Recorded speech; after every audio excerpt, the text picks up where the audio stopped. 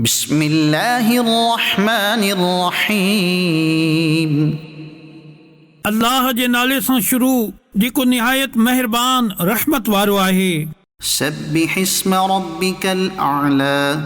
पंहिंजे रब जे नाले जी पाकाई बयान कर जेको सभ खां बुलंद आहे।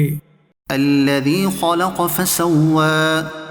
जंहिं पैदा करे दुरुस्त बणायो। वल्लज़ी क़द्दर फहदा। ऐं जंहिं अंदाज़े ते रखियो पोइ राह ॾेखारी। वल्लज़ी अख़रजल मर्आ। ऐं जंहिं गाह कढियो। फजअलहू गुसाअन अहवा। पोइ उनखे सुकल कारो करे छॾियो। सनुक़रिउक फला तंसा। ए हबीब, हाणे असां अव्हां खे पढ़ाईंदासीं पोइ अव्हां न विसारींदो। इल्ला मा शाअ अल्लाह इन्नहु यअलमुल जहर वमा यख़्फा। पर जेको अल्लाह घुरे बेशक उहो हर ज़ाहिर ऐं लिकियल ॻाल्हि खे ॼाणे थो। वनुयस्सिरुक लिलयुस्रा। ऐं असां तुंहिंजे लाइ आसानी जो सामान करे छॾींदासीं। फज़क्किर इन नफ़अति ज़िक्रा।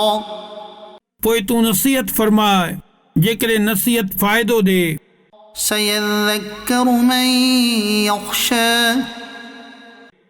अनक़रीब उहो नसीहत मञींदो जेको डिॼे थो। वयतजन्नबुहल अश्क़ा। ऐं नसीहत खां उहो वॾो बदबख़्त परे रहंदो। अल्लज़ी यस्लन नारल कुबरा। जेको सभ खां वॾी बाहि में वेंदो। सुम्म ला यमूतु फ़ीहा वला यहया। पोइ न उहो इन में मरंदो ऐं न इन में जीअंदो। क़द अफ़लह मन तज़क्का। बेशक जंहिं पाण खे पाक करे वरितो उहो कामयाब थींदो। वज़कर अस्म रब्बिही फ़सल्ला। ऐं उन पंहिंजे रब जो नालो वठी करे नमाज़ पढ़ी। बल तुअसिरून हयातद दुनिया। बल्कि तव्हां दुनिया जी ज़िंदगी खे तरजीह ॾियो था। वल आखिरतु खैरुन व अबक़ा।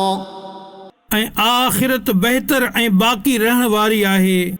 इन्न हाज़ा लफ़ी सुहुफ़िल ऊला।